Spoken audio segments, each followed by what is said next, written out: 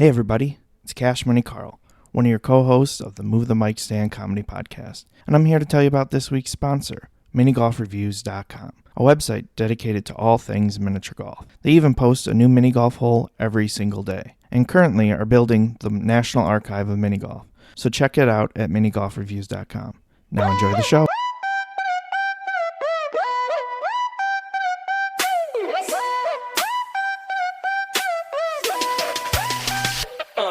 Yo, welcome to the stage. The mic is set to rise. Dean and Kash, shining bright beneath the skies. Topics flying high, thoughts collide like sparks. Move the mic stand, light it up, ignite the hearts. Tune it'll break it down, bring the real to you. Conversations that unfold, always something new. Can't stop, won't stop, we'll keep it flowing strong. Move the mic stand, join us where you belong. Hustle and flow, the vibe's always lit. Tune into the magic, we'll never quit. They talk about life, hustles, dreams that we all chase. Dropping knowledge like it's gold, never slow down the pace. From money moves to mental goals, they keep it tight. In this podcast, vibe and living life, it's all in sight. Every episode's a journey, take it with a twist. Where Dean and Kash speak, you don't wanna miss. Can't stop, won't stop, we'll keep the flowing strong. Move the mic stand, join us where you belong. Hustle and flow, the vibe's always lit. Tune into the magic, we'll never quit. So grab your headphones, let's ride the wave. Dean and Kash at the mic, we're here to say it.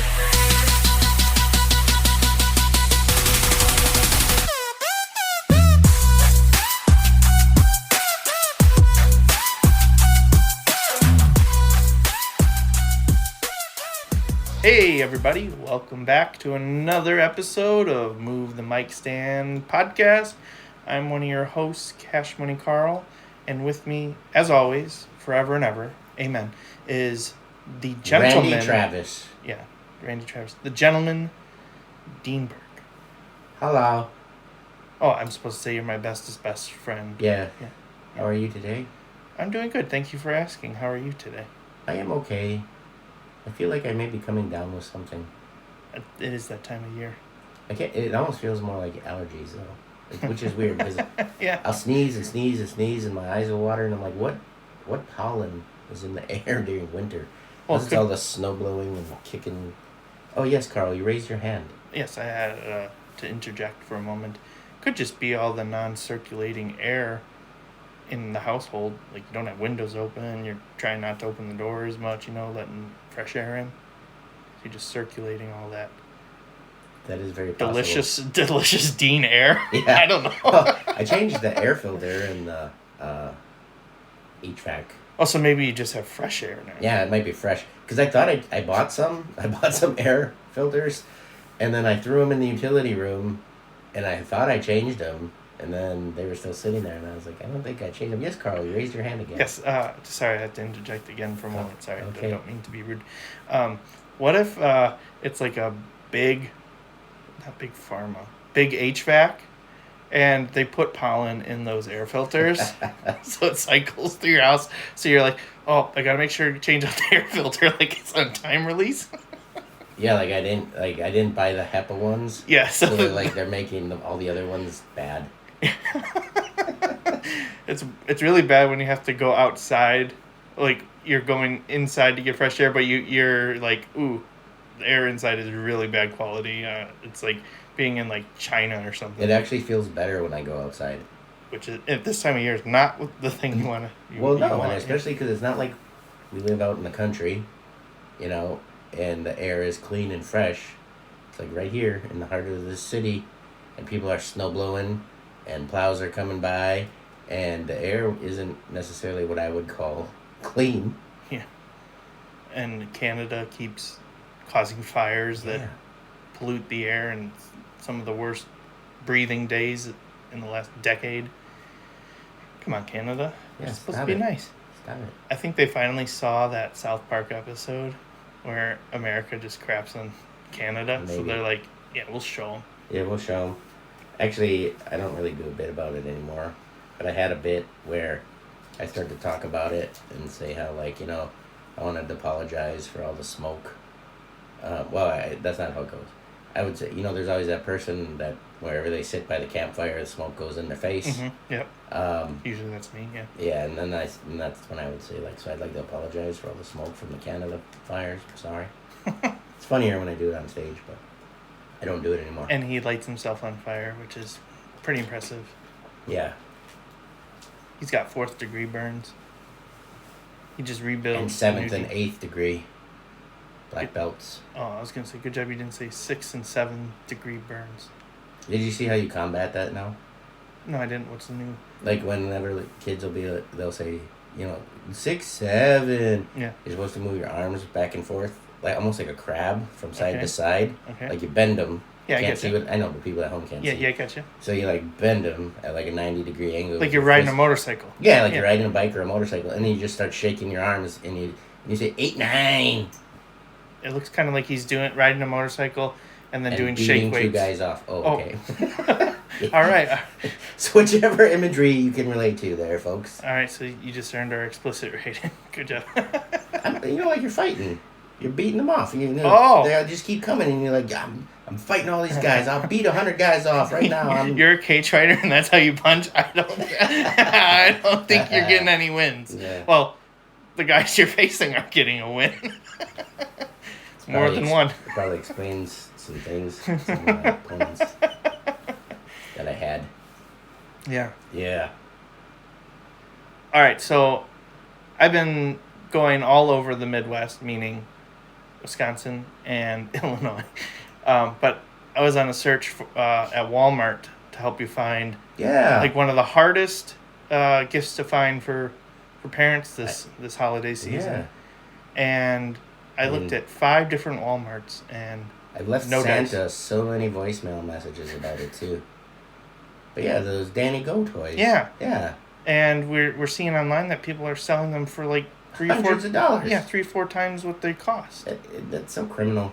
Yeah. I wish it was illegal somehow, like it was some kind of retail fraud. So I was thinking about this on the drive down here for us to talk a little bit about this tonight.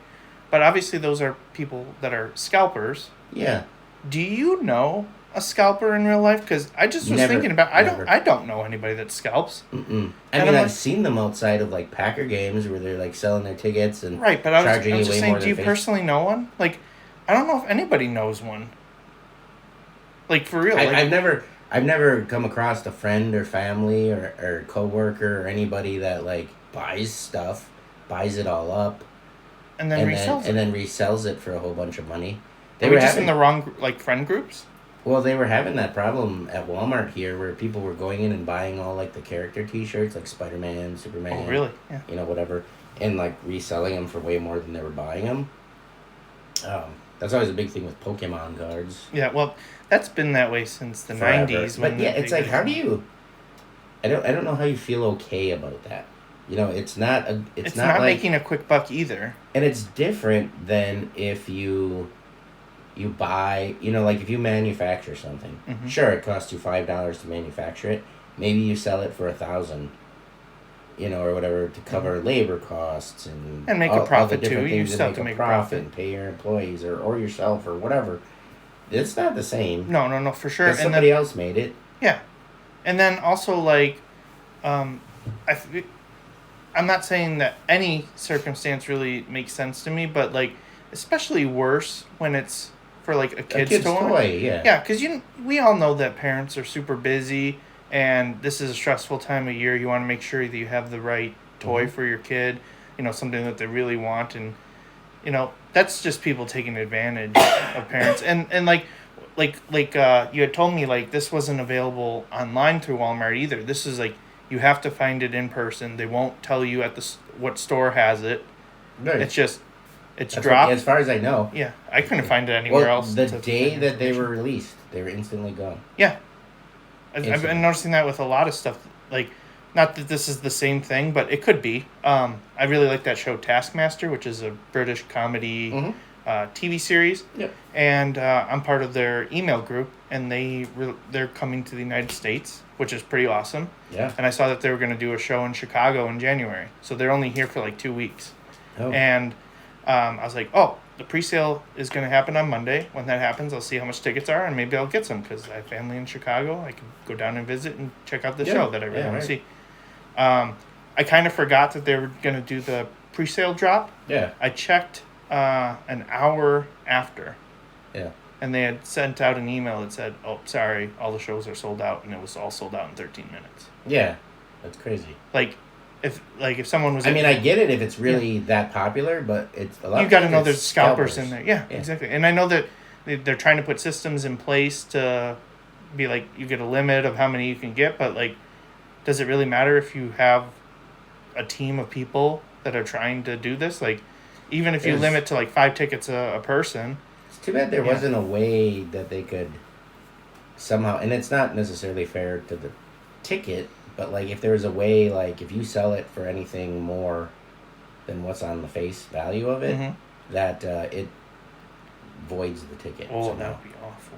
You know what I mean? Yeah. You know, like, there's something you have to do to transfer the ticket to somebody, and if you'd sell it for anything more, it just voids it. Like, it's no good, and then it goes up for sale again. Well, how does that help I the don't person? know, I'm just saying the person that's trying to buy it, like, because then... they lose out on the tickets that they were trying to buy.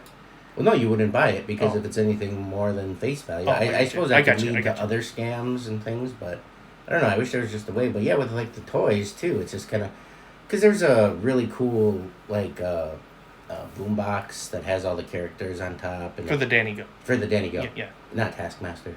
And it plays songs and does stuff. And then in a lot of the videos, Danny Go has like these sticks that glow and do different things, and you beat them on stuff like on the ground and whatever.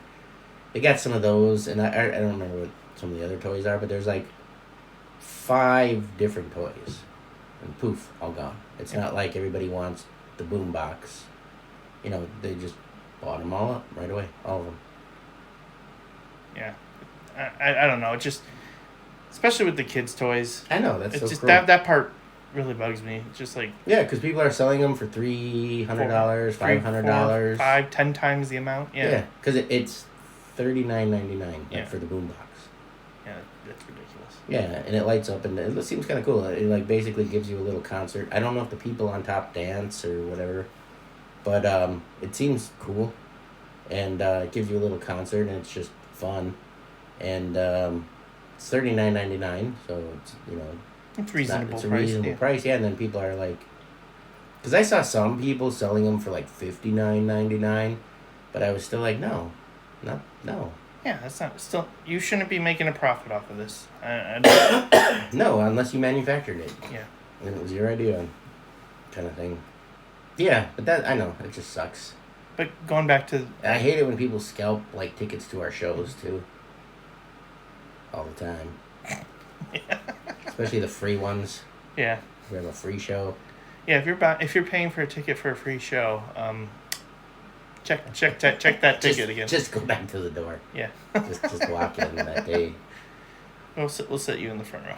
Because they can never tell if a free show is sold out ahead of time. So. Yeah. Yeah, you know. But isn't it strange though that you don't know a scalper? Is just the ones you see standing on the corner and. Well, I'm saying though, like, as many as that are out there, it's just strange that we probably know them. They probably just know they're pieces of shit, so they they're don't anonymous advertise or it. something. Unless you go over to their house and be like, "Why do you have 60 of these Danny Go boom boxes?" Yeah, you're right. Huh. Well, I'm just curious if anybody is a scalper. Tell us your reasoning why you're a scalper. Now I get it. If it's like a vintage toy, you can't get anymore. So like 30 years from now, if you can't get that boombox anymore and somebody's selling it, you know, for more, that's different. Yeah, well, that's not scalping. That's reselling as an antique collectible. Right, exactly. That's different. Yeah. I make a profit, sure, whatever.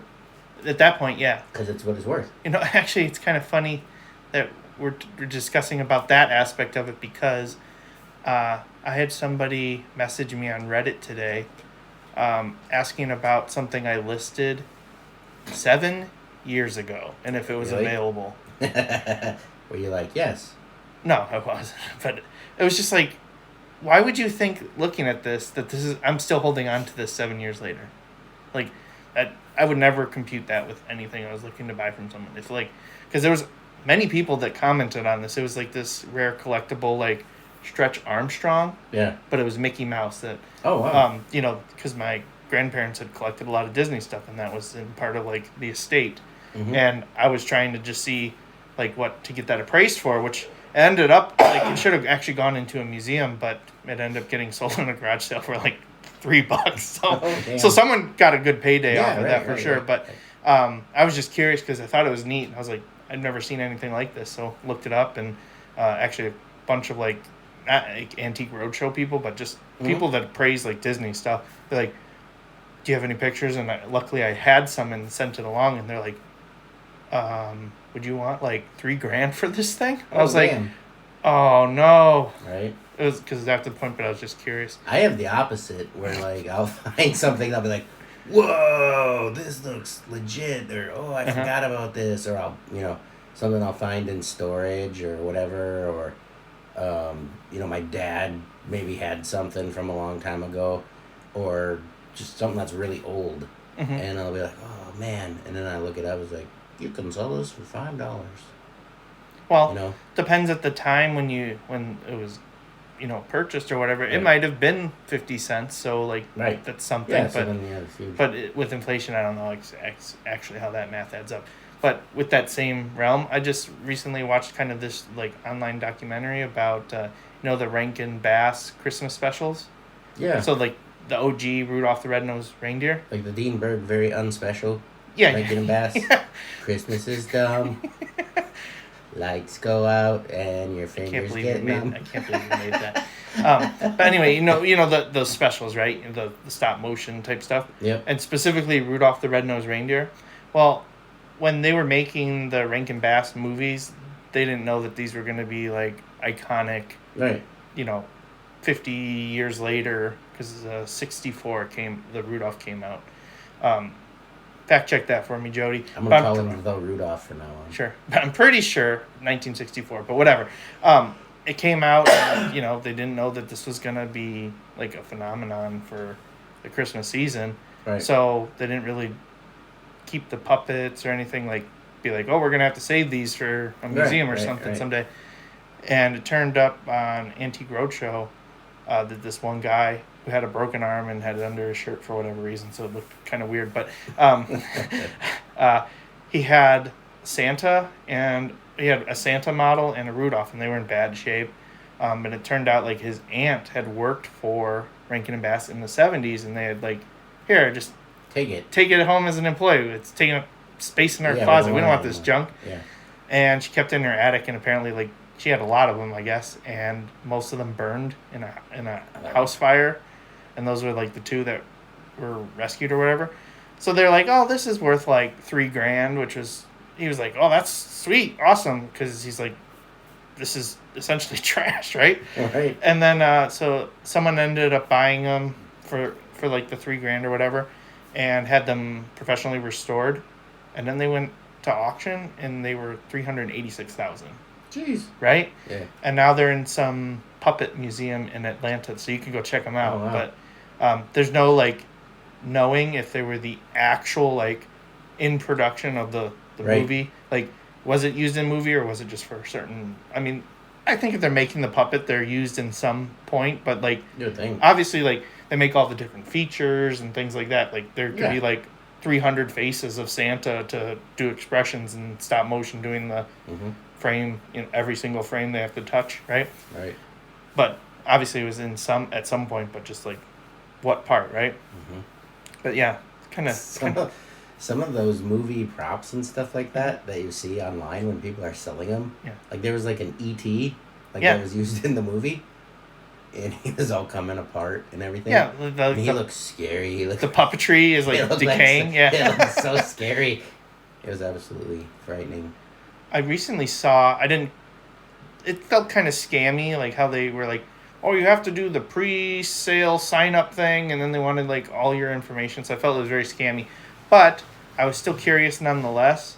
It was a Jim Henson like 70-year auction sale, and they didn't have like necessarily like they weren't auctioning off like Kermit or Fozzie the Bear, but there was like some of the puppets from the Dark Crystal. Oh, sweet. There was some from Muppet Christmas Carol. Like, I was kind of interested. I was like, well, I wonder, but those ones are starting at like $3,500 Right. and more. So I was like, I don't know about that. You could get a Fraggle from Fraggle Rock. I'd want the wolf from Emmett Otter's Jug Band Christmas. Found out he's not actually a wolf. This was an interesting trivia. A dog? No, he's it's a skink. Oh yeah, no, a skink is a lizard. Nah, okay, it's not. It's Skank? no. It's like I don't. Well, I mean, we'll have to look this up. It's like a vole, or it's like a bat, like a small badger. I'm sure it's like something like a skink. Like a furret? No, that's a Pokemon. It has a weird name, so we got to look up what this Emmett Otter. Jug Band Christmas bad guy, the wolf. That's a funny way to look this up. Let's see how close I can Google with that. You say Okay. just the bad guy? All right, so the River Bottom guys. Yeah. River Bottom Nightmare Band. Yep. What's the leader? We got. What's his name? Leader. His name is Leader. Leader. Skank the Leader. The River Bottom. Let's see if it even how close it gets. River Bottom Band. Oh, I got it. He's a stoat. Oh. See, I was kind of in the right college, UW Stoat. stout. I'm kidding. I was in the kind of the right realm. Skink, stoat, Skink. stoat. Because if he was a skink. It would be scary. Well, there's the lizard in the band. Well, though. no, it'd be funny though. Oh yeah, there is. Well, how come he's not moving really slow? Because it's cold. Yeah. Is it a lizard or is it a frog? Actually, now I'm thinking about it. What, a skink? Well, no, in the band, there's the fish. There's the fish in the tank. I don't know. I actually had it on the other day, but I just wasn't. Yeah, it's a lizard. I don't know what kind of lizard it is, but it's a lizard. I wish they would say what all the animals in that. There's the snake. Oh yeah. There's a fish. There's some sort of lizard. We'll just call him a skink because now it's fun to. Skink. Yeah, and then the stoat. They have little legs. Oh, maybe it's not skink. And then, I feel like this guy's a weasel. He looks like a weasel. The guy with the hat there on the far right. He looks French. French weasel. Yeah. He's a French weasel. French weasel. Actually, maybe it would tell me on. It just gives me lyrics. Maybe if they have a wiki page, it'd be great if they had a wiki page, and I don't have a wiki page. But I guess I'm not as famous as the River Bottom Nightmare Band. That's fair. That's fair. Damn it. His name is Chuck, by the way, the leader. Chuck? Yeah. Huh. Hey, Chuck. Chuck. I'm Chuck. He's got a really like mean voice. Yeah, it was like really low and tough. He was, oh man, I always thought he was a wolf. Oh, got it. All right, here we go. So it was Chuck Stoat on the keyboards. So he's the leader. Okay. Sounds like a real name. Oh, look at this, ready? Stanley Weasel on guitar. Fred Lizard on drums. So it didn't clarify if he was a skink or not. I like Fred Skink. Yeah, I like Fred Skink too. Howard Snake on the bass. And Catfish for visual interest is how it's described. For visual interest? Like he's just there. He's like their hype man. I love that. That's great. He's like what band was glamour. that? What band was that always had that guy dancing around all the time, but he didn't really do anything? I don't think it was Dave Matthews. Some band always had a guy that was always in their videos and in their concerts, but he wasn't really part of the band. He's just like a groupie that was like... Yeah. Well, he was like... I don't know. I think he was like... roadie, not a groupie. He might have even became famous himself after. Like, he might have became something. Some sort. That's awesome, though.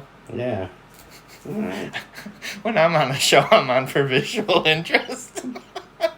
That's why I want the bling. It's just shiny. Look. Yeah, There's your visual interest. Spin your little medallion. That's awesome. So I'm going to have you do it at my shows. Just stand up on the stage. Every time there's like a tag or a punchline, just spin the... And then you mention him for visual interest. Yeah, he's the visual interest guy. Nice. Visual interest, Carl. No, I'm kidding. I feel like we don't talk about enough food, so I wanted to bring up some food topics this week, if that's okay with you. Yeah, we probably should talk about food because we don't really ever talk about it, and we've never had a guest like go and say, we should call this "Move the Belt Notch." Yeah. At all. I'm just interested in food. Well, and a lot of people. Everybody eats. And you can't say everybody. We can say a lot. A lot of people eat. 99.99999% repeating. Need to eat. Yeah. They may not like it, or may not have the capacity to do so. So remember to donate this time of year to all families in need. Yeah. Non-expired. Yeah. That's always lame when people I used to hate that when they would have like food drives at like places where I worked or something, and people would be like, I took all the expired stuff out of my cabinet. Okay, so poor people should die of botulism? Yeah. What the hell? Not cool. No. Yeah. Not cool. What's your go-to like item that you try to get for a food drive though? Me? Yeah, like I understand like they'll have wish lists, but like if there's something that's like, if I was having a hard time, what would I want? I seldom take anything out of my cabinet. I usually go shopping for it. Right, I know. Yeah, and then so like a lot of like a non-perishables, canned goods, things like that. Though those expire too. That's true. I like to find the ones that have the pop top. Yes. Because never assume that somebody has a way to open can it. Opener. Unless you're going to donate a bunch of can openers. Right. Yeah. Right. But also like you want to pick stuff that may still be good, not heated up too. Oh yeah. I know we were talking about the other week. You just recently ate a can of SpaghettiOs just right out of the can. Yep. Was it SpaghettiOs or was it? I don't remember. Chef Boyardee. It was something Chef Boyardee. So that's not SpaghettiOs. You're right. Raviolis. Maybe it was. It might have been some. I don't know. Something. I thought it was SpaghettiOs because you had so meatballs. Much stuff, and I eat so many. It might have been SpaghettiOs with meatballs because I eat so many things just right out of the can. Just pop it open, eat it. Yeah, it's cooked. I mean, essentially that's what canning is cooking it. So. Yeah. Well, most canning, but yeah. Yep. And I always found it weird when people are like, "Oh, that's gross. You can't eat something right out of the can." I mean, some specifically say you should probably heat it up, but I think it's more for flavor and. Well, and like I've had people. Oh, I apologize, Carl. I cut you off in the middle of your sentence. No, I think you're good. Oh, good. But thank you for apologizing. Yeah. I'll forgive you. I forgot to raise my hand. Oh, that's okay. But anyways, I've had people, well, when you eat that, aren't you worried about like all the aluminum and all that or whatever you're getting and, all the ions and it's like, well, it was already in the can. And then now I'm going to put it in like a plastic bowl or something and heat it up. Get microplastics. And now I got microplastics with my aluminum and all my other heavy metals that came from the can.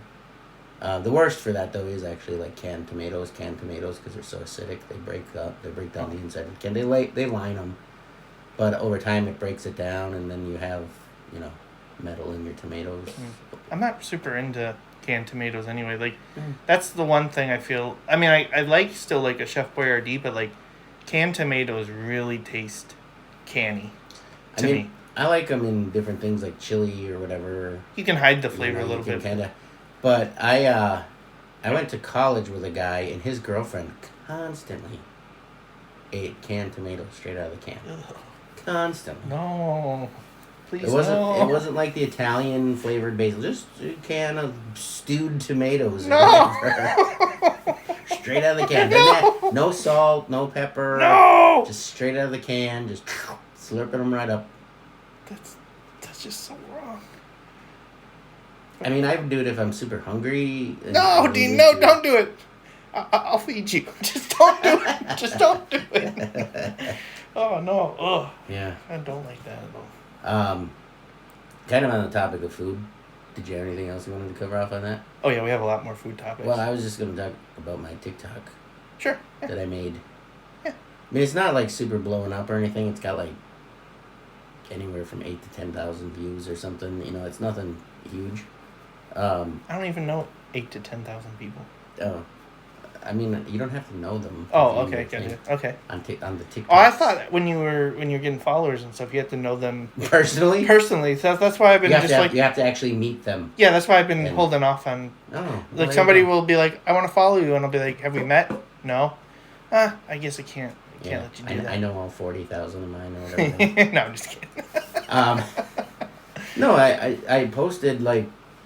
It was kind of a trendy thing that I saw where people were kind of just bringing back different things you can't do as a kid. Mm-hmm. And it would start off with, like, what's wrong, and then, like, somebody would be like, takes big drag of cigarettes. My shoes don't light up anymore. Or stuff like that. And then it had a song from Breaking Benjamin. But why does your shoes can still light up? Yeah. I was at a Christmas light thing, and people were walking around with light-up shoes as adults. No, I know. Like, you can buy them on Amazon. But anyway, so I made one that just said, like, what's wrong. It had a bowl of cereal that I had made. And I had mixed, like, CT Crunch, Cinnamon Toast Crunch, Lucky Charms, and... Did you just abbreviate... Sorry, let me raise my hand. Yes, Carl. Did you just abbreviate Cinnamon Toast Crunch? Almost, but not fully, because if you really want to abbreviate it, CTC. I don't like that. Yeah, I like to say CT Crunch. No, sounds like a good rapper. It does sound fun, yeah. But no, like... There's not too many things that I feel like you have to say out the entire name, but I think cereal deserves. Yeah, so it had the it had the Cinnamon Toast Crunch. Sure, thank you. It had LC's, Lucky Charms, okay. And FF's, Frosted Flakes, and that was only because that was what I had in the house. But anyways, and it was because each box didn't have enough to make a full bowl. So I just mixed them all together to make a full bowl. Let's see. That seems like it'd be a good flavor profile, though. It's almost identical to the Kelsey brothers. No, they don't get to claim that. That's no, crap. I know, but that's crap. That they got the branding for it. That's crap, though. I don't think that's fair. Like, people have been making that forever, and then now they get to make General... Is it General Mills? Yeah, I think so. Yeah, they get to make General Mills money off of that. That's not fair. Well, there's another one that's out too. That's some singer or something, but it's not. Doesn't sound good. But anyway, it's like Rice Krispies and grape nuts. No, it's not that bad. Sawdust. Yeah, it's not that bad. But the mix didn't sound as good as theirs. So the mix that I made was almost just like theirs. But anyway, so no. Their mix was almost like yours. Yeah. Okay. Yeah. And technically, I know you've been doing this your whole life, so you're older than they are. So technically, well, for a long time I didn't, because around I don't know that my dad would have cared, but my mom would get very particular about food.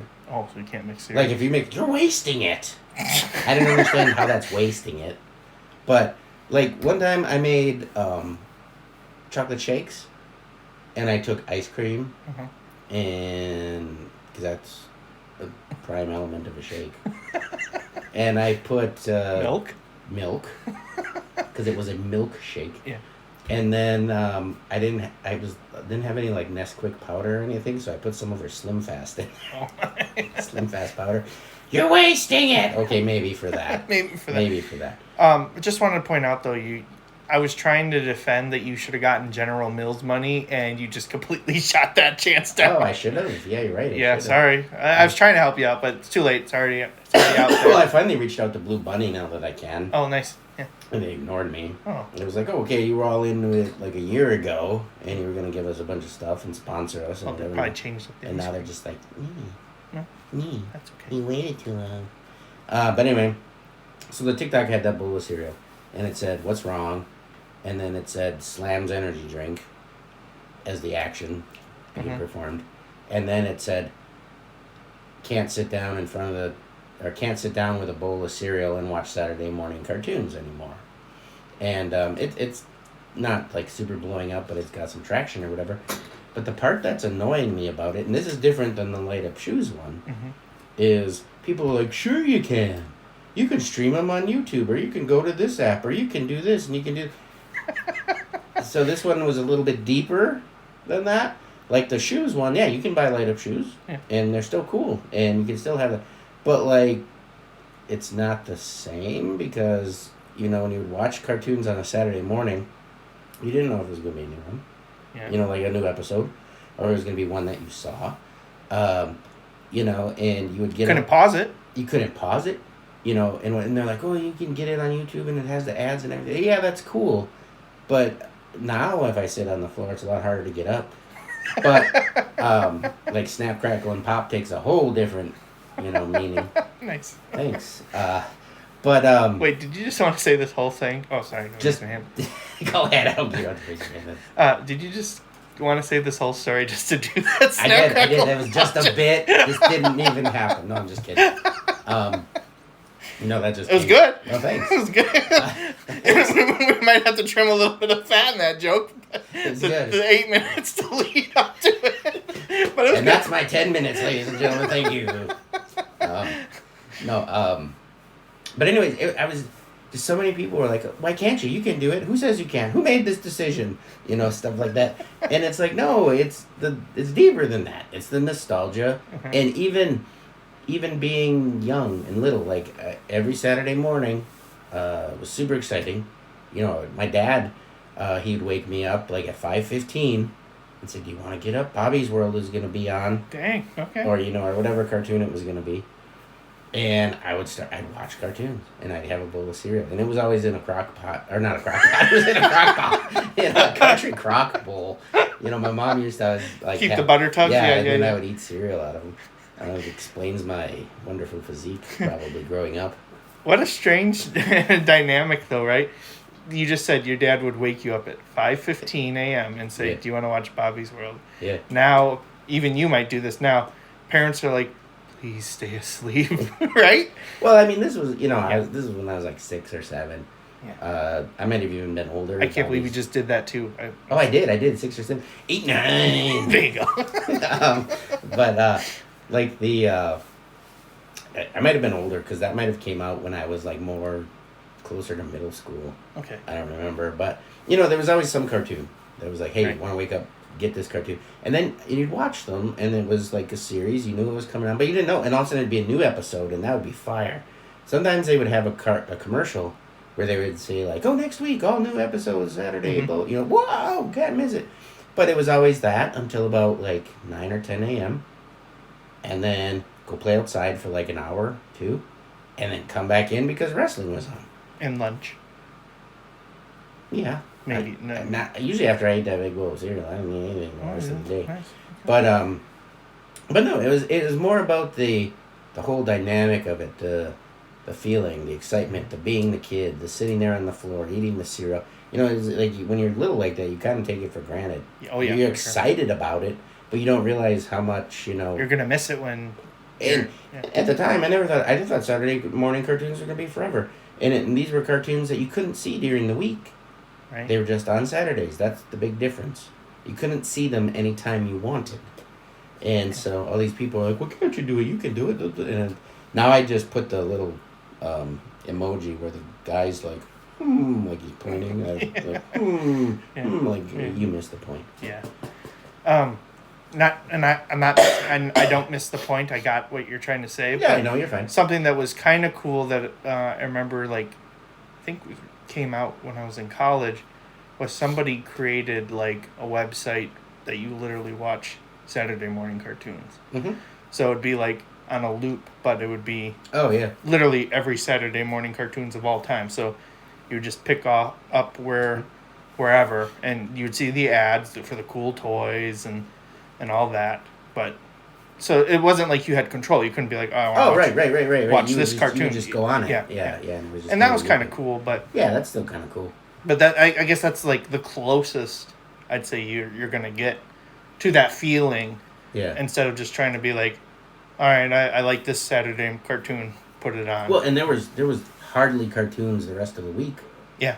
You know, like you'd get a Bugs Bunny or something like that. You know, early. But that's all ages though. Like so, like your parents would want to watch a Bugs Bunny cartoon, but not necessarily what you were watching on Saturday morning cartoons. Right. Yeah. Yeah, and then, you know, new cartoons with brand new cartoons with like there was the Hulk Hogan's Rockin' Wrestling cartoon. I'm trying to think of some of the cool ones. I mean, there was always He-Man, G.I. Joe, all those good ones. There was like Mask, where the cars would change and the different things, and Voltron, you know, and all these like cool cartoons. She-Ra, and like She-Ra. I'm showing my age right now, which You're is like, something. I've heard of none of these. No, I'm just showing my age right now, which Ed is and usually something you say, which is something usually you say when you're old. But I'm on the young end of this, so like it wasn't as special for Saturday morning cartoons because it had something every day of the week for me. Yeah. So Yeah. growing up a '90s kid, not saying that '90s kids cartoons weren't great, because I think that's like the peak, the chef's kiss of cartoons. Personally, Yeah. I mean, of course, like you'll say classics like Bugs Bunny, Flintstones, Jetsons, like they have their place of like. Those were usually the ones that were on earlier, and then as it got a little bit later in the morning, then we had all the other really cool. The exclusive stuff, yeah. Yeah. I'm just saying, like, those were like, oh, maybe Dad will watch this one with me, but like, yeah, you already said one. Ed, and Eddie was like. And there was like Captain Power, where you could buy like these little. I got them for Christmas. You could get like these spaceships, and you could watch the Captain Power show. And when bad guys would come on, you could like shoot at the. It was like Duck Hunt before Duck Hunt, and you could like shoot at the TV, and then if you hit one, it would go like blue, and it would give you a little number like your score or whatever. But if they shot back, it could actually like hit your spaceship. And if you had the good guy one or the bad guy one, it all depended. I had both, so I had one in each hand all the time, like I was like a mercenary. Wait, hold on. I know, it's blowing your mind. I'm a little lost right now. Are you saying this is on the cartoon? The cartoon would come on, and then they had all these like very stroby things, and you would have to shoot at them on the TV with your guy. Use like infrared. And how did this interact without like a game system? It was just a toy. The toy did it, and then then you'd be like, and then it would do it, and then if you got hit 3 times. Your cockpit would explode and it would eject your guy. I gotta look this thing up. Yeah, Captain Power. This sounds cool. Captain Power. It might have been called like Captain Power and the Power Dudes or something. I don't remember, but it was like Captain Power. And there was a lot of like really obscure ones that didn't last very long, like Visionaries and all these other cool cartoons and Silverhawks. Yeah, no. So anyways, that's kind of where I'm at with that. I just felt like I wanted to throw that out there. Before we got into more in-depth food. Yeah. Yeah, that was the appetizer. That was the Saturday morning cartoon appetizer. That was my experience with Saturday morning cartoons. So moving on. Carrying on. If you're ready. I am ready. You're ready? Okay. I am ready. You see the stuff for prebiotic Pepsi? I did. I don't know how I feel about it. I don't feel good about it. I mean, there are some prebiotic sodas that are not bad. Is it Olipop? Is that a prebiotic one? Yeah. I've tried it. I wasn't super a fan of it. I like their banana cream soda. That sounds like a very strange one, but... I feel like you might have tried it. I didn't let you try it? I did definitely. I think I had one when we were recording one. No, I definitely did not try that. You had the... What's the one that's... You had the banana. It's bananas. B-A-N-A-N-A-N-A. You had banana Snapple that I tried. Oh, that's fire too. That was interesting. It saved my life. I tell you that story? I don't know. I think I probably did. I probably talked about it on air. I was really sick. And I was like hallucinating and everything. I think it was from eating some bad Canadian fish. That... So when I was growing up... They didn't have good Canadian fish. Even when I was an adult. People thought if you threw something in a Coleman cooler, it was good. You didn't have to put ice in there. You had to put it... And they would dry fish all the way from Canada in the Coleman cooler. And so that might have been it. But I was like super sick, and it was for like days. And I was hallucinating. I think I talked about this. Maybe season 1. It's starting to kind of become... Where I was like hallucinating, and I actually like thought I had a speeder bike from Star Wars. And I was like yelling out loud.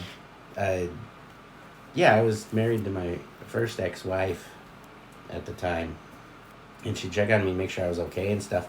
But then I was like making sounds, and she came in the bedroom and she was like, "What's wrong? Are you okay?" And I'm like, "Damn, Ewok stole my speeder bike." Stuff like that.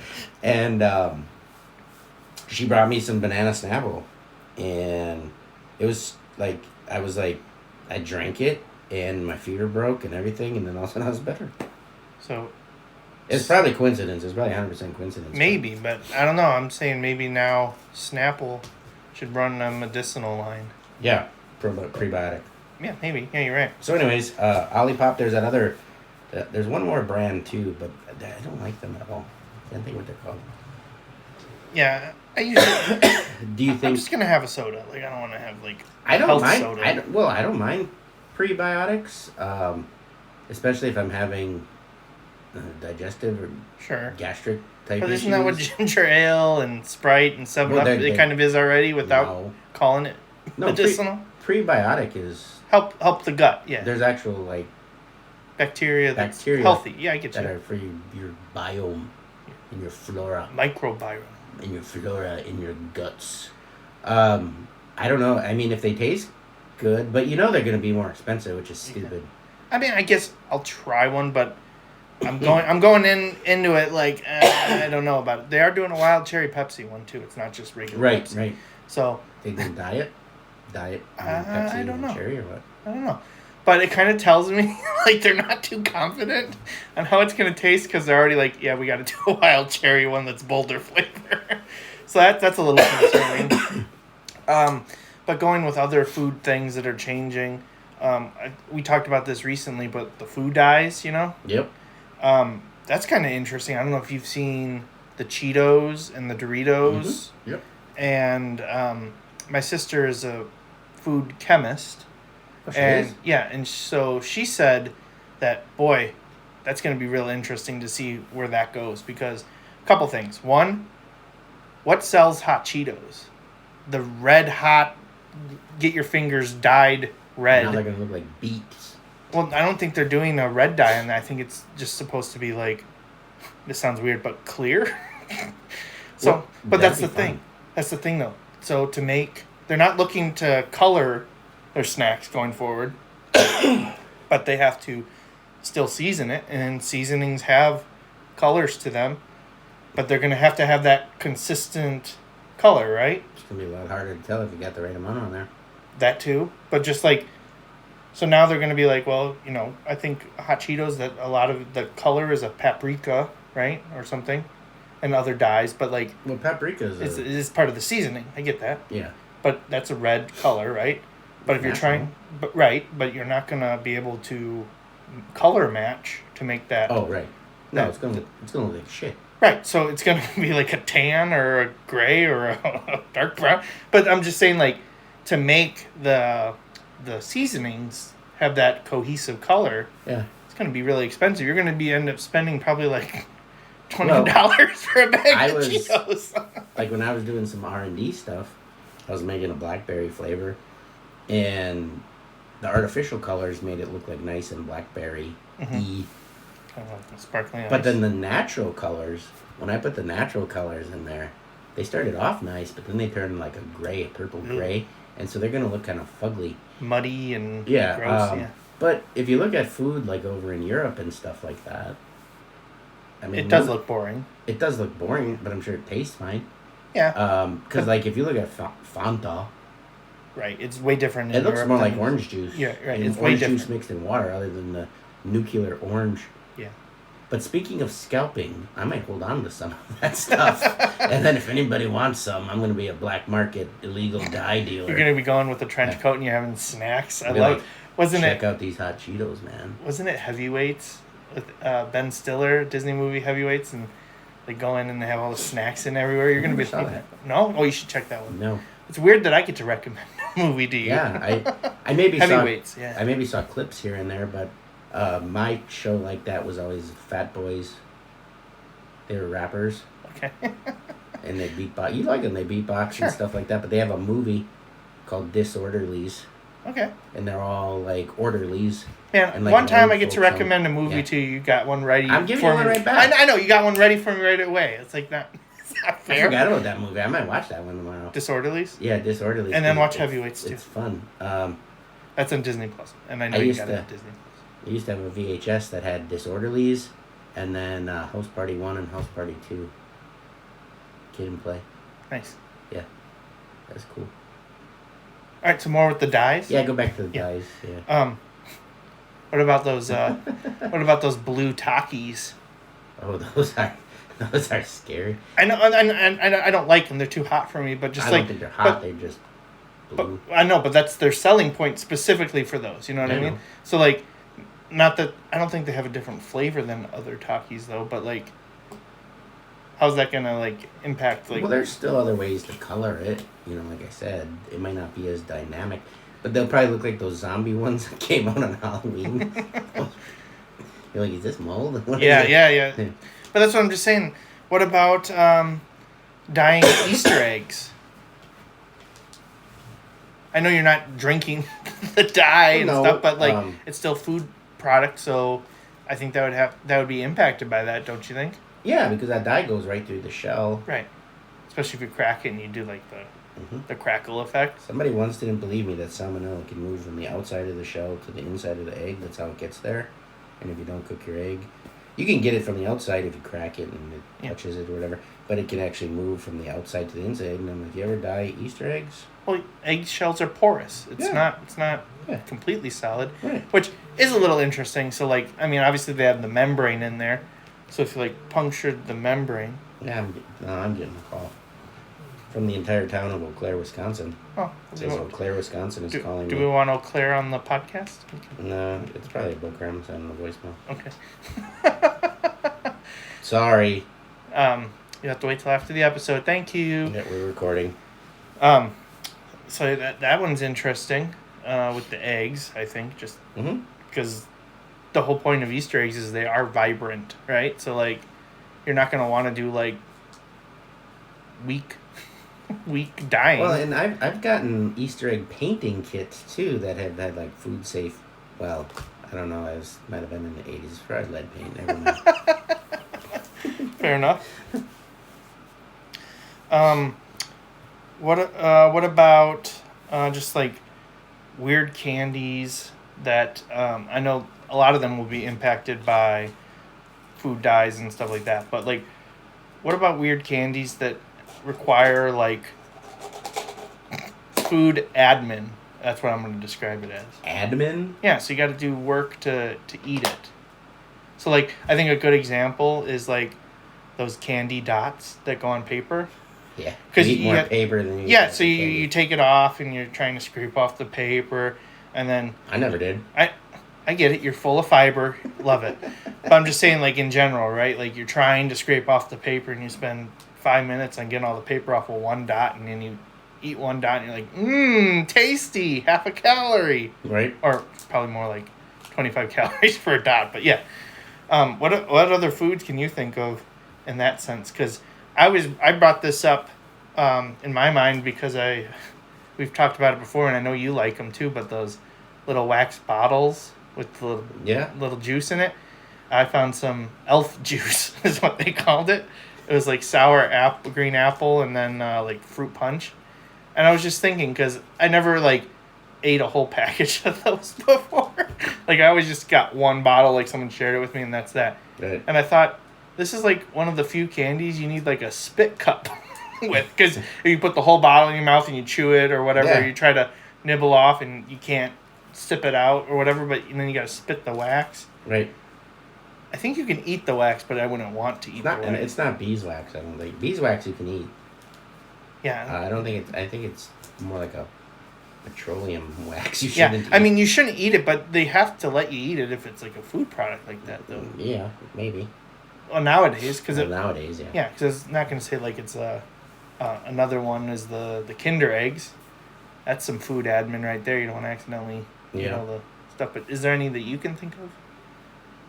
It doesn't have to be necessarily candy, but just like foods that are way much more work than really what's worth it. Like I probably know some. Nothing's really coming to mind at the moment. I mean, shellfish is probably a big one, but I don't know. I feel sometimes the work is worth it. Yeah, I think that one's probably the effort is worth it. Payoff, okay. Yeah. Pistachios or nuts in general. Maybe like pistachios, maybe worth it. Other nuts, not so much. Peanuts. You're just like, I don't really like those peanuts. Those are borderline. I don't. There were times when I would just eat the whole thing. Shell and all? Yeah. I know that's the thing with like boiled peanuts, but Well, you do boiled it dry peanuts too? Yeah, I've done it. Jeez. I've done it when I was a kid. And like, I was just popping them. I can't believe that. I wouldn't be able to do that. Oh, dude, the next couple of days, my God, I learned not to do that. You're adding more plies to the toilet paper. I mean, my grandma used to have like a nut tray out every For the Christmas. holidays? Yeah. And there were some on there that were just not worth it. You know, like you'd crack them open and there was these little round ones that almost looked like chestnuts. They weren't chestnuts. Hazelnuts. Was it? Probably. I don't even know. And there wasn't a whole lot in the inside when you cracked them open. And then... pecans, to me, were a bad one to crack yourself. I block most of that out of my head, though, just because there were Brazil nuts on there, and people didn't call them nice things when I was growing up. What do they call Brazil nuts? Mm-hmm. You can't say? Mm-hmm. That bad? Mm-hmm. Wow. Mm-hmm. That's...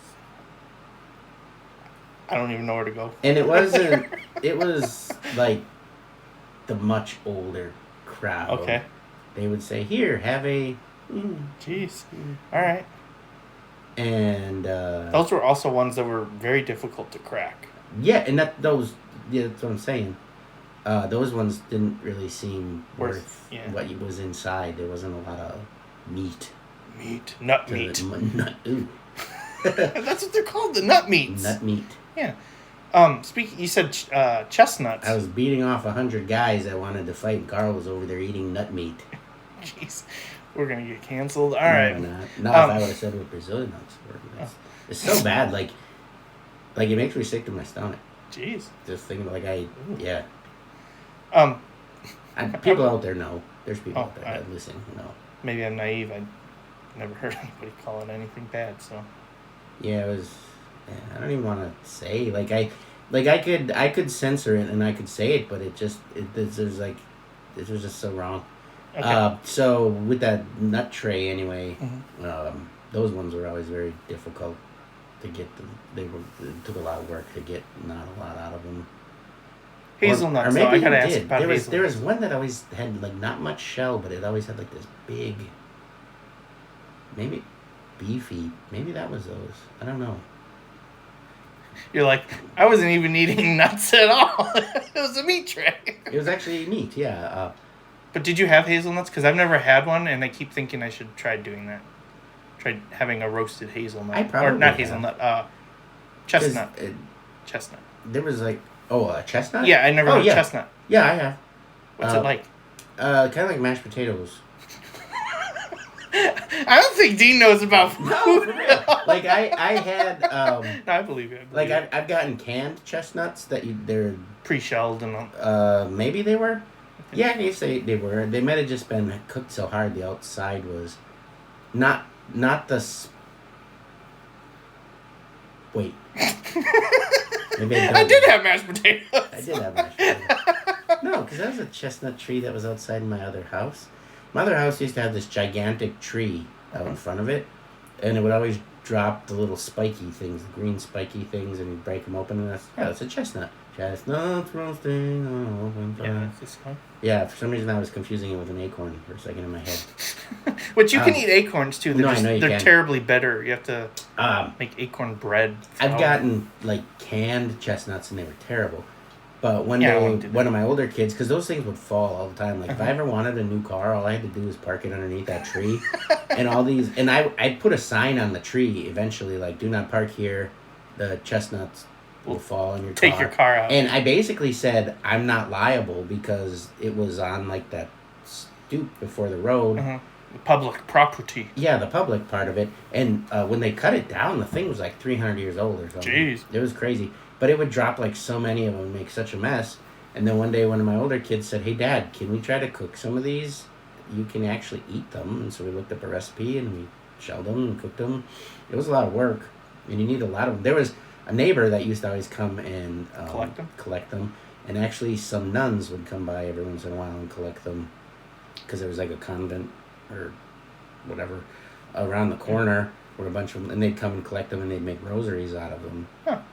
But we just, and I didn't mind if people took them because they were a pain. They raged hell on the lawnmower. if they were in the grass and Just shooting them. Sure. You should see my snowblower yesterday. That was fun. But anyway, I'll tell you about that in a second. But so we cooked them up and we made them, and they were a little bit bitter, but they were kind of mashed potatoy, like they were squishy. Texturally? Yeah. Okay. Yeah. Did you soak them? Yeah. And then did you try to cut them, like split them open a little bit before you roasted them? Because that's what I saw online. If I wanted to actually roast them, I think because they can explode apparently. I think so. Okay. It was like a long time ago. Yeah. And kids walking by my house from like the grade school just down the street or coming from the other middle school, they'd be throwing them at each other all the time, like the spiky green ones, the outside part of them, because that part was always kind of cool. No, yesterday we got the not big snow, but more snow. Tuesday, I was using my snowblower that I got working, and there's like way too many like aesthetic rocks around my house, like just little stones, and I hate it when the snowblower picks one up.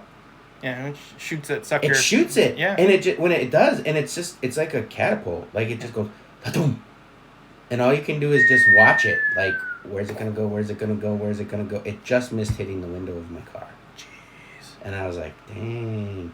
And I know when I first moved here, there might be a dent or two in the side of the house from when it was just like, like shoot them off, stick one in there. We'll talk more about my snowblower another day, though.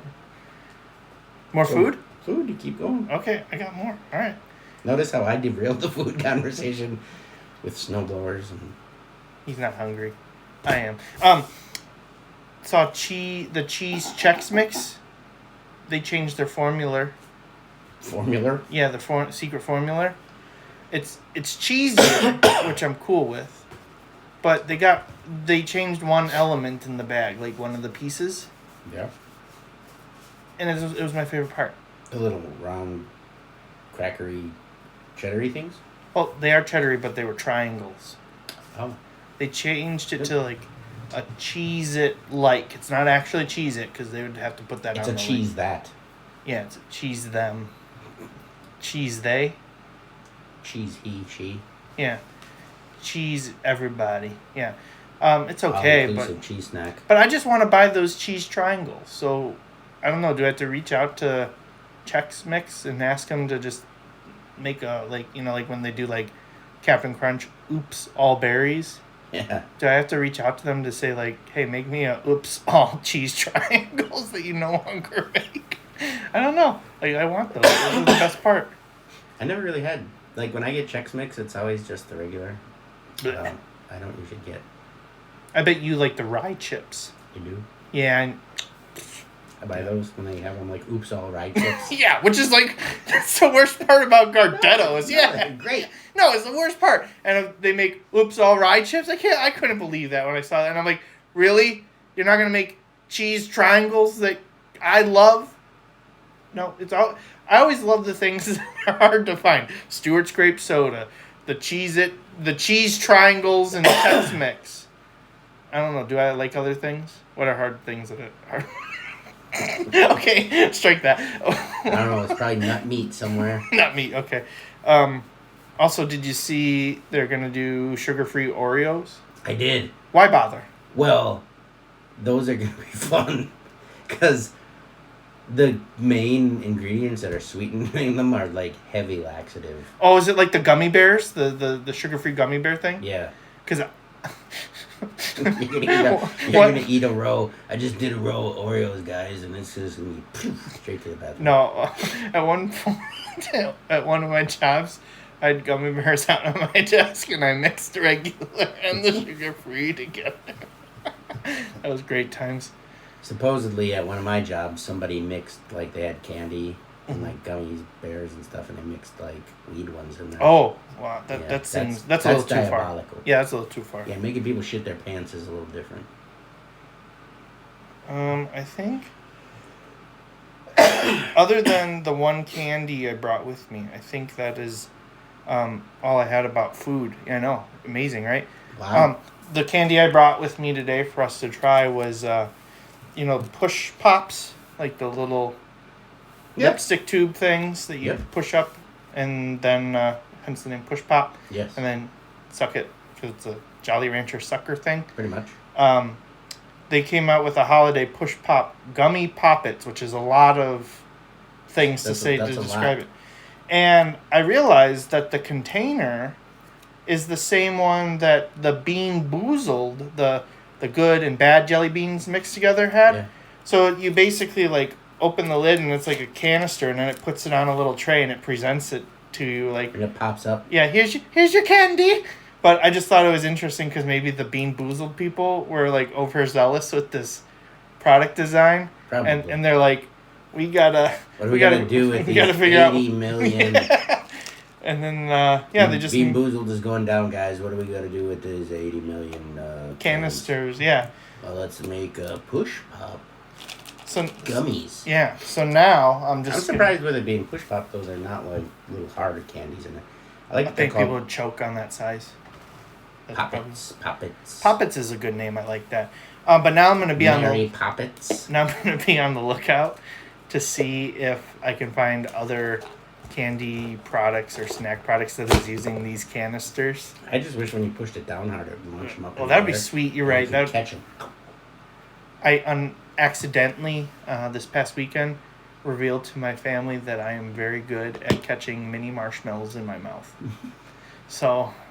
Now I know. Now they're gonna carry little bags of mini marshmallows around when we're waiting someplace. And just throw them at you. Yeah, and just catch it, Carl. You're like the bear at the zoo. No, I'm not a bear. I'm a seal, and I'm just like bark, bark, bark, bark, whatever seal sound is. Or. I thought it was a bark like a seal. Or. That's a walrus. Seals sound the same. I don't know. Except for the baby ones. No, I think a walrus. Baby ones sound totally different. They're like, stop hitting me. Stop clubbing with me. Yeah. That's all seals doing that sound. Yeah, that was weird. I'm sorry, baby seals. No, but I don't think a walrus sounds like seal. Maybe a big sea lion that has his, harem of mates. Isn't that like the alpha seal gets a harem? Sure.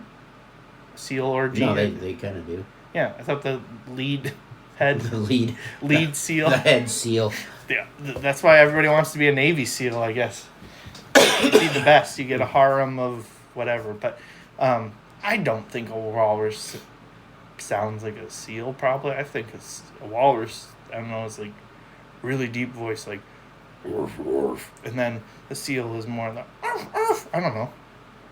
I'm gonna have. I don't really want to look up like seal sounds and walrus sounds, but yeah, the only sound I like is like tortoises doing it. That's the noise they make. Isn't that funny though? That I think a lot of people would identify that, like they've seen or heard of that video, so they know. Like you did a pretty spot on job with that, so like, like they'll know exactly what you're talking about. And what's like even like the big ones are kind of they're the little bassier. They're more like, you know, they're not like, they're like, but it's still the same thing. Have you ever played Banjo-Kazooie, Banjo-Tooie? Yes. You said that. I think that's where they base the turtle sounds off in the game too. Probably. Now I'm thinking about it. I'll have to listen back to that and be like, they did use it. All right, but that's all I had with food stuff. So hopefully that hour of food-related topics was enough to satisfy anybody's appetite. We're moving the belt notch. We're getting fat. You're going to have to pay royalties to Chuck for that. If we have to change our name. We're not changing the name. Yeah, we're not changing How long are we at? We're over an hour. Oh, nice. Do we have a comedy tip? Yeah, we could talk about a comedy tip. Talk about a comedy tip. And then we'll we've been saving it for the last lately. Yeah, so this one is like, in regards to like contests or joke of the night. Yeah. It's just stop letting street jokes win. Oh, yeah, right. Yeah. Because that's happened the last couple of contesty things or who had the joke of the night. And it's like... Those are stolen jokes. Well, yes, stolen in a way, but also like... If it's an original street joke, fine. Well, again, you can take any joke and figure out how to make it your own, but if it's like verbatim, like something you've read off of Reddit or literally in a joke book or seen on someone's like Facebook post, stop letting those win contests to win cash prizes or whatever. Rob has a new, he calls it the street joke that he made up. And it's kind of to like mock street jokes. It's kind of fun, you know. I haven't heard that, so I'll have to. Oh yeah, I'll see that next time. So I'll request it. Hey, I heard about your street joke. Can you do your street joke? Yeah, right. Yeah. But no, like, it's kind of partially on, and I guess this widens this topic, but like, if you have judges that are making these calls, they have to have some. They can't just be people off the street anymore. No. Because, well, I mean, I guess they can. Like, who are we to say? But right. I just, if you're actually trying to support comedy, I feel like you can't just let people get away with that kind of stuff anymore. Yeah, no, I hate competitions. Yeah. I don't like to do them. And I made you do a couple, and both times you look at me. I lost the street jokes. Yeah, and you look at me like, Carl, why do you make me do this? Yeah. Yeah, so the first time. Sorry about that. Yeah, the first time. Yeah, that was the first competition I think I've been in. That was my second. I won my first competition. I'm trying to think if I ever been in another one. I think that was it. Those two. And the first one that I was in, lost the street jokes. Yep. Somebody didn't have enough time. Resorted to like straight up street jokes I heard in middle school. Yep. Not changed, not made personal. And then the last one too. Yeah, the joke of the night. The guy that won was just reading straight off his cards. Mm-hmm. But he didn't win the street joke. He won, joke of the night. No, he won the whole competition. Right. But then the joke of the night that won, was a straight up street joke. Yep. Yep. It was annoying. We talked about it a couple episodes ago, so I don't think we need to rehash it. But right. But yeah, I don't know. I'm getting annoyed of seeing like people being like, "Oh, that's a great joke." You don't know anything. I love that joke. He's like, "Do you have the internet? Do you know about actual comedy or like, I don't know." Were you ever on a playground? That too. Because most of them are like jokes you hear little kids say. True. I mean, I don't know. Do we have the right to really call that out? But I feel like we should. Like. Yeah, I mean, it might sound like, oh, these guys are poor losers or they're bitter or something, but it's like, no, we put a lot of time in our acts and writing and we try stuff out and we throw stuff away and we bring stuff back and we do, and then for somebody just to, I get it if they thought they had a premise that they came up with and then realized like, oh no, it wasn't. It must have been something I heard and it was in the back of my mind. That happens. It does happen. But when it's the straight up street joke, where it's just a... Why did the chicken cross the road to get to the other side? And that wins? Like, come on. Yeah, right, exactly. Yeah. If that wasn't the exact joke. If that one won, I'd quit comedy. Fair enough. I mean, I feel like I have a great example of taking something that is already like a pun or a street joke and making it my own thing, and that's my Tim the Bird. Yeah. Oh, yeah. Like, right. I build the entire story, and I use the pun, and if you're gonna, there's really hardly any puns I think out there that haven't been used. Right. And which is fine. And that seems like almost like 60 or 70% of comedy right now is like, that's how people develop a punchline is they use a pun, right? They change it. They tell their own story and then they use a pun. But I feel like that my Tim the Bird is a great example of like you can own something like that and make it your own. Yeah. And that I feel is like definitely fine. But I get, people could say the same thing though, right? Like, oh, he used a pun that's been out there forever. It's not his or whatever. But I don't know. I feel like you have to just see the bit to understand what I'm talking about. Like I said, snap, crackle, pop before the way I used it. Other people have used it that way before, sure. But you made the story yourself. Yeah. It's Money cartoons. Yeah. It's not a bit that I'm going to do, so don't expect it on stage. Oh, I wanted it on stage. And I was hoping it was your new closer. Just nonsense for the rest of the set. Well, like even the other day when I did the Odyssey Theater show, came up with something that afternoon about the bears, and they're saying bear down, and how doctors tell you that when they want you to poop, or whatever. And I was just like, okay. And so I just wrote a little bit about it. A little ditty? Yeah, a little P Diddy. No, ooh, jeez. No, I just wrote a little bit about it, and I'm throwing it away because like a couple days later, Rob of all people, he wasn't at the show, but he posted a thing about, bear down, blah, blah, blah. This is what the doctor says when you poop. And I was like, oh, okay, that exists. That's out there. If anything, it You should be know. a compliment to you, though, in the same sense of, like, you're writing your thought process. You wrote a good joke or whatever Wasn't that. creative. I was just more curious because the Packers were playing the Bears that weekend, and all these Bear fans online they're always like, bear down, bear down. My brother used to say that when we would shoot a bear and it'd fall out of the tree. We were hunting, bear down, you got him, dead, whatever. And then the only other time I've ever heard people say that, other than like a Bears fan, is like when the doctor tells you to poop, or you're going into labor. Yeah. Bear down, bear down. What about bearing, like if you were in the Civil War and your leg got shot with a musket ball and the doctor's got it cut off and he gives you a little piece of leather, you'd say bear down on that. It's going to hurt. Yeah, I guess that would maybe apply more. I think that was a little too specific. No, because I guess that makes more sense as far as like the bear down, like the Bears fans say, when they say bear down, because it's like, okay, if you're got your leg shot off, or you're in a bad spot, like bear down, this is gonna hurt. No, I guess not. I guess I still don't understand it. Well, they have the song "Bear Down, Chicago Bears." No, I know. I know. So I know that's where it came from. I know, but they're basically I'm just trying to understand why. I was trying to understand why that. Because they gotta fight. So they gotta. Yeah. They gotta reach deep. They're bearing down, and they're bears. So they're trying to play a. I know it's a play on words and everything. But I'm saying that's where it's coming from. They gotta fight deep. But going back to the comedy tip, one could view that as like, oh, that was kind of a street joke-ish kind of thing. So I get it if the street, it was a concept you were working through or whatever, and you're like, I didn't work. I mean, it did. It was kind of funny because I asked her if there was any Bears fans in the crowd, and there were none either there were none or none willing to admit it. Sure.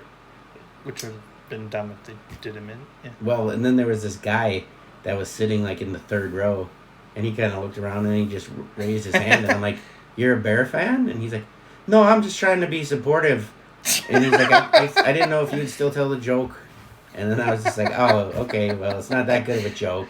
But then I kind of worked through the scenario there. That kind of reminds me, remember when we did that Irish bar? And I was like, you want to hear an impression? And like, no. And so you skipped the joke? I was like, all right, I'm not doing it. Yeah, that was great. I remember you guys talked about that. You're like, I can't believe you did that. Yeah.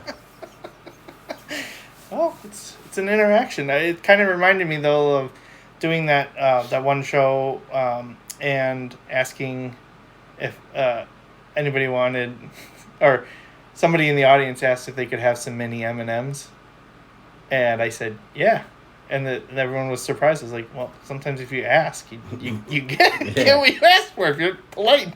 Right. Yeah. All right, so good. Reiterated comedy tip. Yeah. Stop letting street jokes win. Well, I think last thing to say about that is I think maybe judges do need to have some sort of comedy background if you're going to have. Or if they at least have one judge to say, like, to like admit it. To say, I mean, at the last competition we did, I don't think the judge knew. Well, we didn't even know. We didn't even know who the judge was. It could have been multiple people, is what I'm saying. Like, it could have been randomized. I just remember one contest that I got to be a judge on. I was the comedian as the judge, and then it was two people. One that was just basically a generic audience member, and then one was a pro wrestler. So, like, as far as, like, the actual in-depth knowledge about comedy, that was my responsibility, right? Right. And as judges, it was more so of, like, did I find it funny? You know what I mean? Right. And that's important, right? But I'm just saying, like, if I'm going to hear someone doing street jokes, and even though, yes, they're having a good time with the room and they think it's funny, I'm not going to score them enough to pass them to go forward as the winner. Right. If they maybe just did one of them, it could be a different story. I one time. At Bank. Oh, that was at an open mic, so that was different. I was gonna say, like, I had heard a street joke that I'd never heard before, and I was like, "Hey, you guys want to hear this street joke I heard today?" And I just told it because I thought I wasn't taking credit for it. Right. Well, but you announced it too. I did. So that's I think the other aspect of it is, like, If you can admit that, this is a street joke, it's not my material, but I still think it's funny, which is fine in the sense of putting on a show, right? Yeah. I wouldn't necessarily say like if you're doing a paid show, you should be doing a bunch of street jokes, but Right. But no, it was just an open mic. But at the same time too, like if you have a favorite joke, just admit that, hey, this is one of my favorite jokes I've ever heard, and if you know who to give credit to, fine. Don't make your whole set about that, but like I think you can do that kind of thing. Yeah, well, it's street joke. Well, so yeah, the point of a street joke is nobody really knows who wrote it, right? Yeah. There was a clip I saw just yesterday from a show from Halloween that I don't know why it just came through on my stuff now. Okay. But they were having like a Halloween show. And people dressed up as characters. Yeah, they were doing characters and stuff, and you could be like a dead comic or whatever. Oh, so sure. This one lady was Sam Kinison. She had the look down.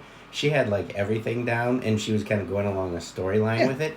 But all these people were in the comments and like, "Oh, so it's cool just to steal Kinison's jokes now, blah blah blah." And she kept explaining, it was a Halloween thing, and I was playing a character. It wasn't like my normal stand, and it was just. All right, so I think we can really break this down to that. No matter what you do, someone's going to be upset. Oh, all the time. I think that's. I've learned. I mean, we could do that as literally every comedy tip leading back to that. I think you're going to do something that offends somebody or something wrong. Even to us, right? It's funny. Yeah. Yeah. But again, we always have to look at it like when you're watching, like even an open mic. Some people are there just to have fun, tell jokes. They're not necessarily owning jokes or whatever. They just want to get up on stage and make people laugh. That's one thing. But then it's like people that are trying to be a working comic and get booked for stuff. Yeah. Then that's, I think, the difference there. But and that's where the people that are going up there just to have fun or because they lost their fantasy football league. Yeah. I'm always like, come on, man, you're taking away from a working comic that could be working on something right now. Yeah. Yeah. But at the same time, too, like if they want to do it just... I get it if you want to just try it. Yeah. But don't make it a punishment. And I can see why why people think it's a punishment, right? Because it is scary. But... I don't think you should make that as a punishment. I don't go to your job, or it's not really my job, but you don't go to someone else's place of work and just be like, "Oh, I lost my fantasy football. I gotta send emails." Be a mechanic today. Looks like I'm gonna have to mechanic some things. Isn't that the low barrier of entry? Is really what it comes down to. Like comedy, there's no barrier of entry. True. Anybody can do it. You just have to decide to do it, basically. I'm not saying that they get into it. Yeah, not that everybody necessarily does it well. Right. But yeah, anybody can attempt to try it. Yeah, you could start at an open mic. Might be as far as you ever get, but yeah. But that's it. Okay. Yeah, I mean, you can. You can just go to a bar one day when they're having an open mic and do it. Nobody's stopping you. Nothing. Yeah, okay. All right, cool. That sounds like a good place to stop. I guess before we go, though, just real quick announcement about our new partner. Sure. Yeah. Got a new partner. Yeah. Gorilla Mind. Yeah. They're a supplement company, which is kind of crazy because everybody that they partner with is super jacked and ripped and athletes. Oh, we're both professional athletes. There we go. They're probably our first national brand. No. Right? Mini Golf Reviews is a national brand. Thanks, Steve. Well, okay. That you can buy at the store. You can buy me at the store. Well, like you can go to GNC and buy Gorilla Mind. And the reason they partnered was the energy drink side of things. Yeah. I often pick one up before a show. They have like a nootropic formula. It's really good. Nootropic. Not only is it an energy drink, sugar-free, but it's got things in it that really help your brain, cognitive function. Yes. And so partnered with them. And the craziest thing is there's only 2 comedians who are partnered with them. 2 comedians that we know. 3 technically doesn't partner. Correct. That's what I mean. Us and Joe Rogan. We had the creator of it on their podcast and everything, on his podcast, And whether you like Joe Rogan or you don't like Joe Rogan, no matter where you stand, I mean, he's got a very wide audience. He's got, he's influential. Is he still number one podcast? I don't know. He's got to be top 5 though. But I think he is still number 1. I'll listen when there's like a comic on there or somebody that I'm like, oh, I want to hear this person's perspective. But other than that, or if he, he's got something really like crazy, like he's like, today we're going to talk about solar butt flares and how the sun can cause your butthole to flare. Jeez. Solar energy. I don't know. Or some weird conspiracy. I didn't remember that episode. Nah, I don't know. But I don't honestly really listen occasionally, like I said. But I just thought it was cool because I was like, oh, wow. Like they got Joe Rogan and... Us. Nice. So, nice. And even there's a certain partner number. So, like, if you go to GorillaMind.com and you order energy drinks, supplements, whatever, and you put in code 20, or you do GorillaMind.com/20, it'll do the same thing. You get the discount and everything. But that's the partner number. Yeah, podcast, for the podcast. Yeah, for the podcast. So they've only got 20 partners. So far. And we were the 20th. Yeah. So. Boom, baby. Yeah. So that's that. I just wanted to add that at the end before we wrapped up here. So if there was any spots in the ad talking about it, people were like, what? Yeah. They kind of know now. Yeah. And it's a pretty big deal. Like, literally, you can go to GNC, go to your gas station nearby. There's one right over here that sells them. I see them all the time. I don't know where we are. Anywhere. Well, I know.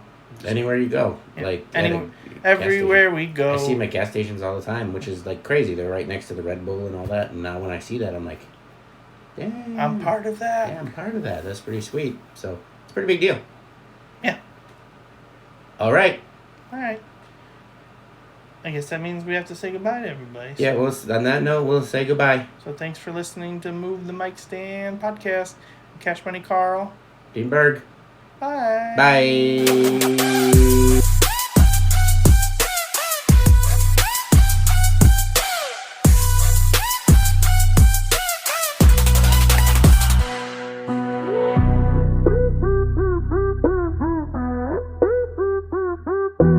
Cash Money Karl. Dean Berg. Move the mic stand. We out. This has been a TapeDeck Media production. Thank you for listening.